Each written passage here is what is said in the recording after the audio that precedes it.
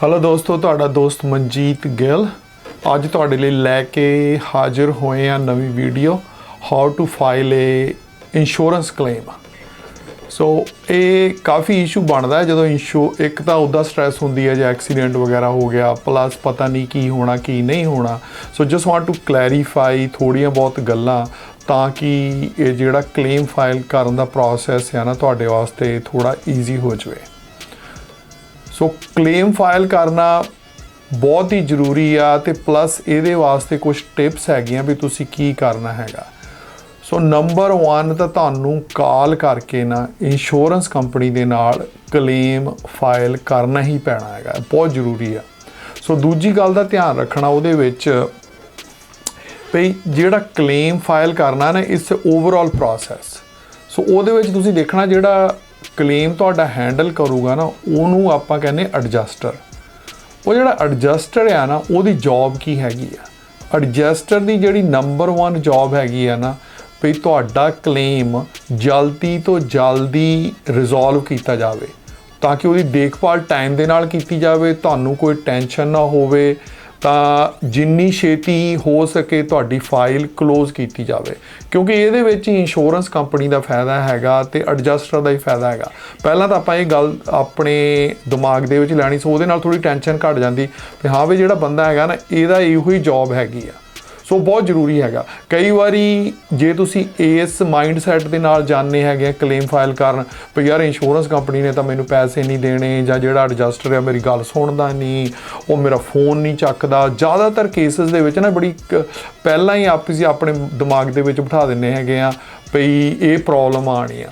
So remember that ਵੀ ਜਿਹੜਾ adjuster ਹੈ ਨਾ ਦੀ ਜੌਬ ਹੈ ਜਲਦੀ ਤੋਂ ਜਲਦੀ ਤੁਹਾਡਾ ਕਲੇਮ ਰਿਜ਼ੋਲਵ ਕੀਤਾ ਜਾਵੇ ਤੇ ਤੁਹਾਡੀ ਫਾਈਲ ਕਲੋਜ਼ ਕੀਤੀ ਜਾਵੇ ਤਾਂ ਤੁਹਾਨੂੰ ਜਿਹੜੀ ਗੁੱਡ ਕਸਟਮਰ ਸਰਵਿਸ ਦਿੱਤੀ ਜਾਵੇ। ਉਹਦੇ ਵਿੱਚ ਹੀ ਉਹਦਾ ਫਾਇਦਾ ਤੇ ਪਲੱਸ ਇੰਸ਼ੋਰੈਂਸ ਕੰਪਨੀ ਦਾ ਫਾਇਦਾ। ਹੁਣ ਜਿਹੜਾ ਐਕਸੀਡੈਂਟ ਹੋਣਾ ਸੀ ਉਹ ਤਾਂ ਹੋ ਗਿਆ, ਉਹਨੂੰ ਤਾਂ ਕੁਝ ਕਰ ਨਹੀਂ ਸਕਦੇ, ਪਰ ਲੌਂਗ ਰਨ ਦੇ ਵਿੱਚ ਇੰਸ਼ੋਰੈਂਸ ਕੰਪਨੀ ਚਾਹੁੰਦੀ ਆ ਵੀ ਤੁਹਾਡੇ ਨਾਲ ਉਹਨਾਂ ਦੇ ਰਿਲੇਸ਼ਨ ਚੰਗੇ ਬਣੇ ਰਹਿਣ। ਸੋ ਦੇ ਟਰਾਈ ਟੂ ਡੂ ਦੈਸ ਥਿੰਗਸ।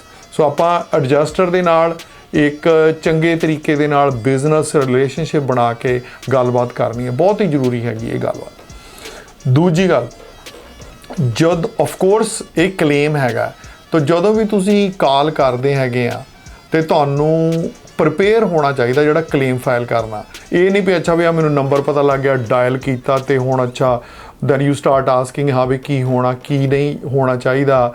ਤੇ ਕਿਉਂਕਿ ਜਿਹੜਾ ਐਡਜਸਟਰ ਆ ਨਾ ਹੀ ਇਜ਼ ਇੰਟਰਸਟਿਡ ਇਨ ਤੁਹਾਡਾ ਕੀ ਹੋਇਆ, ਕਦੋਂ ਹੋਇਆ, ਕਿੱਦਾਂ ਹੋਇਆ, ਕਿਹੜਾ ਕਲੇਮ ਹੋਇਆ, ਇਹ ਸਾਰੀ ਇਨਫੋਰਮੇਸ਼ਨ ਉਹਨੂੰ ਚਾਹੀਦੀ ਹੁੰਦੀ ਆ ਤੁਹਾਡੀ ਫਾਈਲ ਅੱਗੇ ਵਧਾਉਣ ਨੂੰ ਜਾਂ ਤੁਹਾਡਾ ਕਲੇਮ ਅੱਗੇ ਵਧਾਉਣ ਨੂੰ।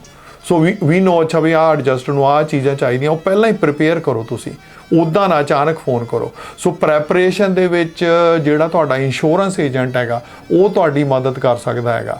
ਸੋ ਇੱਕ ਗੱਲ ਅਸੀਂ ਉੱਦਾਂ ਵੀ ਰਿਕਮੈਂਡ ਕਰਦੇ ਹਾਂ ਆਪਣੇ ਇੰਸ਼ੋਰੈਂਸ ਏਜੰਟ ਨੂੰ ਕਾਲ ਕਰੋ ਕਲੇਮ ਫਾਈਲ ਕਰਨ ਤੋਂ ਪਹਿਲਾਂ ਤਾਂ ਕਿ ਤੁਹਾਨੂੰ ਕਵਰੇਜਸ ਦਾ ਪਤਾ ਹੋਵੇ ਵੀ ਹਾਂ ਵੀ ਮੇਰੇ ਕੋਲ ਕੀ ਕੀ ਕਵਰੇਜ ਹੈਗੀ ਆ।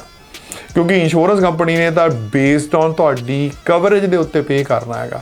ਸੋ ਤੁਸੀਂ ਇੰਸ਼ੋਰੈਂਸ ਏਜੰਟ ਨੂੰ ਆਪਣੇ ਨੂੰ ਕਾਲ ਕਰ ਸਕਦੇ ਆ, ਉਹਨੂੰ ਪੁੱਛ ਸਕਦੇ ਵੀ ਹਾਂ ਵੀ ਮੈਂ ਕਲੇਮ ਫਾਈਲ ਕਰਨਾ ਹੈ। ਪਹਿਲਾਂ ਤਾਂ ਕਲੇਮ ਫਾਈਲ ਕਰਨਾ ਵੀ ਚਾਹੀਦਾ ਕਿ ਨਹੀਂ ਚਾਹੀਦਾ। ਸੋ ਲੈਟਸ ਸੇ ਜੇ ਤੁਹਾਡਾ ਡਿਡਕਟੇਬਲ $500 ਆ ਜਾਂ $1000 ਆ ਤੇ ਜੇ ਉਹ ਡੈਮੇਜ 1000 ਜਾਂ 500 ਤੋਂ ਘੱਟ ਦੀ ਹੈਗੀ ਆ ਤੇ ਐਵੇਂ ਟਾਈਮ ਵੇਸਟ ਕਰਨ ਦੀ ਲੋੜ ਨਹੀਂ ਹੈਗੀ। ਤੁਸੀਂ ਉਹਨੂੰ ਆਪਣੇ ਆਪ ਹੀ ਤੁਹਾਨੂੰ ਠੀਕ ਕਰਾਉਣਾ ਪੈਣਾ, ਆਪਣੇ ਆਪ ਹੀ ਰਿਜ਼ੋਲਵ ਕਰਨਾ ਪੈਣਾ ਹੈਗਾ ਤੇ ਕਾਹਨੂੰ ਇੰਸ਼ੋਰੈਂਸ ਕੰਪਨੀ ਨੂੰ ਵਿੱਚ ਇਨਵੋਲਵ ਕਰਨਾ, ਕਿਉਂਕਿ ਉਹਨੇ ਕਲੇਮ ਤਾਂ ਦੇਣਾ ਨਹੀਂ।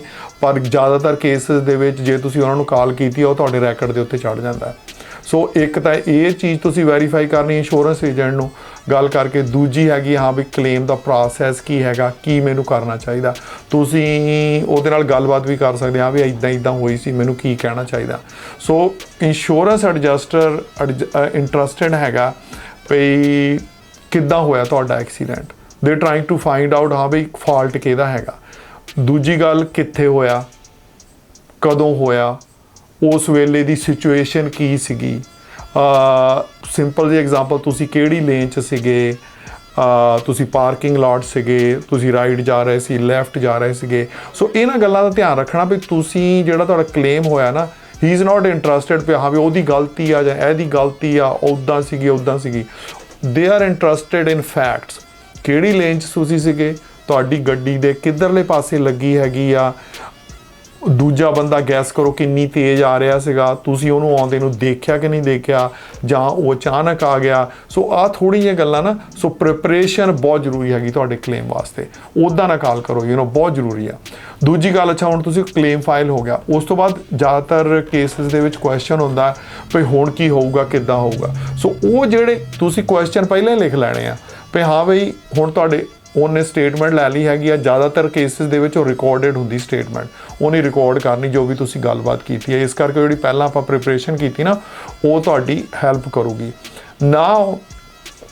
ਕਈ ਵਾਰੀ ਬੰਦੇ ਨੂੰ ਕੁਐਸਚਨ ਹੁੰਦਾ, ਤੁਸੀਂ ਕਲੇਮ ਤਾਂ ਫਾਈਲ ਕਰਤਾ ਪਰ ਤੁਸੀਂ ਕਿਉਂਕਿ ਕੁਐਸਚਨ ਲਿਖੇ ਨਹੀਂ ਸੀਗੇ ਕੀ ਪੁੱਛਣਾ ਕੀ ਨਹੀਂ ਪੁੱਛਣਾ, ਤੇ ਉਹ ਗੱਲ ਅੱਧੀ ਰਹਿ ਜਾਂਦੀ ਹੈਗੀ। ਤੁਸੀਂ ਟੈਨਸ਼ਨ 'ਚ ਰਹਿੰਦੇ ਹੋ, ਉੱਧਰ ਐਡਜਸਟਰ ਤੁਸੀਂ ਕਹੀ ਜਾਂਦੇ ਅੱਛਾ ਯਾਰ ਐਡਜਸਟਰ ਨੇ ਮੈਨੂੰ ਫੋਨ ਨਹੀਂ ਕੀਤਾ ਜਾਂ ਕੀ ਹੋ ਗਿਆ ਹੈਗਾ, ਤੇ ਉਹ ਥੋੜੀ ਟੈਨਸ਼ਨ ਵੱਧ ਜਾਂਦੀ ਹੈਗੀ ਆ। ਸੋ ਯੂ ਰਾਈਟ ਡਾਊਨ ਦਾ ਕੁਐਸਚਨ ਕੀ ਹੋ ਸਕਦੇ, ਅੱਛਾ ਵੀ ਇੰਸ਼ੋਰੈਂਸ ਕੰਪਨੀ ਕੀ ਕਵਰ ਕਰੂਗੀ, ਮੇਰਾ ਡਿਡਕਟੇਬਲ ਕਿੰਨਾ ਹੈਗਾ, ਤੁਸੀਂ ਕਿੰਨੇ ਚਿਰ ਬਾਅਦ ਐਡਜਸਟਰ ਆਊਗਾ, ਜਾਂ ਜਿੱਦਾਂ ਕਾਰਾਂ ਦੀ ਇੰਸ਼ੋਰੈਂਸ ਦੇ ਕੇਸ ਦੇ ਵਿੱਚ ਹੋ ਸਕਦਾ ਅੱਛਾ ਵੀ ਤੁਹਾਡੀ ਕੋਈ ਲਾਗੇ ਜਿਹੜੀ ਕੰਪਨੀ ਦੀ ਅਪਰੂਵਡ ਬੋਡੀ ਸ਼ਾਪ ਹੈਗੀ ਹੈ, ਮੈਂ ਉੱਥੇ ਗੱਡੀ ਲੈ ਜਾਵਾਂ ਅਤੇ ਉੱਥੇ ਐਸਟੀਮੇਟ ਉਹ ਡਾਇਰੈਕਟ ਹੀ ਉਹਦੇ ਨਾਲ ਹੀ ਡੀਲ ਕਰੀ ਜਾਣ, ਤਾਂ ਕਿ ਤੁਹਾਨੂੰ ਕੁਛ ਪੇਪਰ ਵਰਕ ਕਰਨਾ ਹੀ ਨਾ ਪਵੇ, ਐਸਟੀਮੇਟ ਇੱਧਰੋਂ ਉੱਧਰੋਂ ਲਿਆਉਣਾ ਨਾ ਪਵੇ, ਤੁਹਾਡਾ ਟਾਈਮ ਬਚ ਜਾਊਗਾ, ਤੁਸੀਂ ਆਪਣੇ ਕੰਮ ਦੇ ਉੱਤੇ ਧਿਆਨ ਦੇ ਸਕਦੇ ਹੈਗੇ ਆ।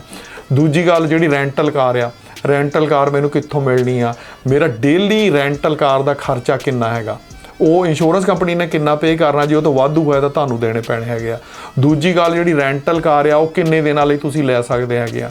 ਆਫ ਕੋਰਸ ਜਿੰਨੇ ਦਿਨ ਬੋਡੀ ਸ਼ਾਪ ਦੇ ਵਿੱਚ ਗੱਡੀ ਹੈਗੀ ਆ ਨਾ, ਉਨੇ ਦਿਨ ਲਈ ਕਵਰ ਕਰਨਾ, ਪਰ ਜੇ ਤੁਹਾਡੀ ਗੱਡੀ ਤੁਹਾਡੀ ਰੈਂਟਲ ਲਿਮਿਟ ਡੇਜ਼ ਤੋਂ ਵੱਧ ਉੱਥੇ ਰਹਿੰਦੀ ਆ, ਇੰਸ਼ੋਰੈਂਸ ਕੰਪਨੀ ਨੇ ਪੈਸੇ ਨਹੀਂ ਦੇਣੇ।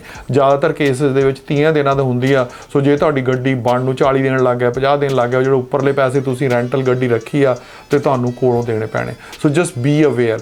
ਦੂਜੇ ਪਾਸੇ ਕਈ ਵਾਰੀ ਜੇ ਗੱਡੀ ਟੋਟਲ ਹੋ ਗਈ ਆ ਤੇ ਤੁਸੀਂ ਰੈਂਟਲ ਪਹਿਲਾਂ ਲੈ ਲਈ ਆ, ਉਹ ਜਦੋਂ ਗੱਡੀ ਟੋਟਲ ਹੋ ਗਈ ਨਾ, ਇੰਸ਼ੋਰੈਂਸ ਕੰਪਨੀ ਨੇ ਜਿੱਦਣ ਤੁਹਾਡਾ ਟੋਟਲ ਦਾ ਡਿਸੀਜਨ ਲੈ ਲਿਆ, ਉਸ ਦਿਨ ਤੋਂ ਬਾਅਦ ਉਹ ਰੈਂਟਲ ਕਵਰੇਜ ਜਿਹੜੀ ਆ ਨਾ ਉਹ ਦੇਣੀ ਬੰਦ ਕਰ ਦਿੰਦੇ ਆ। ਸੋ ਯੂ ਨੀਡ ਉਹ ਕੁਐਸਚਨ ਤੁਸੀਂ ਪੁੱਛੋ, ਅੱਛਾ ਮੈਂ ਰੈਂਟਲ ਕਿੰਨੇ ਦਿਨ ਤੇ ਰੱਖ ਸਕਦਾ ਜਿਹੜੇ ਤੁਸੀਂ ਪੈਸੇ ਪੇ ਕਰਨੇ ਹੈਗੇ ਆ। ਸੋ ਚੈੱਕ ਦੀਜ਼ ਆਰ ਸਿੰਪਲ ਜਿਹਾ ਕੁਐਸਚਨ ਹੈਗੇ ਆ।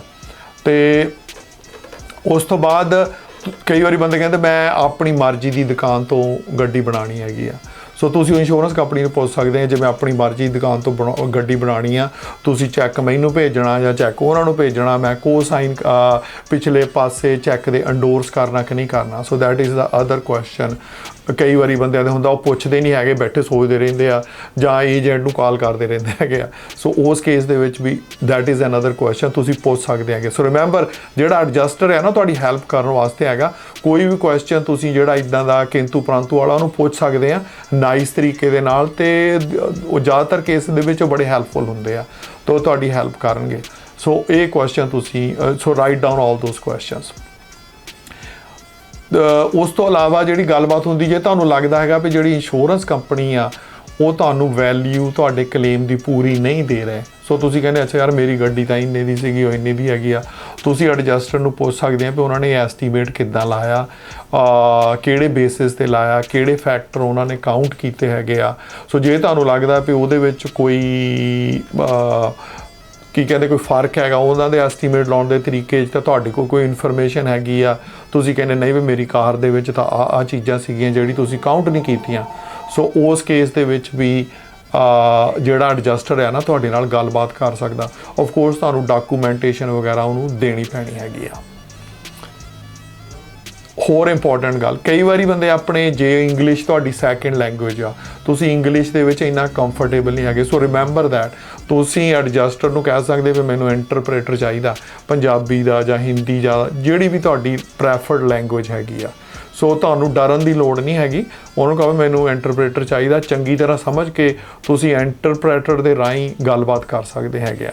ਸੋ ਆਈ ਹਾਈਲੀ ਰਿਕਮੈਂਡ, ਜੇ ਤੁਹਾਡੀ ਇੰਗਲਿਸ਼ ਦੇ ਵਿੱਚ ਕੋਈ ਇੰਨੀ ਫਲੂਐਂਟ ਨਹੀਂ ਹੈਗੀ ਜਾਂ ਤੁਹਾਨੂੰ ਸਮਝਣ ਦੇ ਵਿੱਚ ਪ੍ਰੋਬਲਮ ਆਉਂਦੀ ਨਾ, ਕਿਉਂਕਿ ਉਹ ਦੂਜੇ ਪਾਸੇ ਤੁਹਾਡੀ ਸਟੇਟਮੈਂਟ ਰਿਕਾਰਡ ਕਰ ਰਹੇ ਆ, ਤਾਂ ਜੇ ਤੁਸੀਂ ਕੋਈ ਗਲਤ ਸਟੇਟਮੈਂਟ ਦੇ ਦਿੱਤੀ ਐਕਸੀਡੈਂਟ ਦੇ ਬਾਰੇ, ਤਾਂ ਹੋ ਸਕਦਾ ਉਹ ਤੁਹਾਡੇ ਅਗੇਂਸਟ ਜਾਵੇ ਜਾਂ ਤੁਹਾਡੇ ਕਲੇਮ ਦੇ ਅਗੇਂਸਟ ਜਾਵੇ ਫਿਊਚਰ ਦੇ ਵਿੱਚ।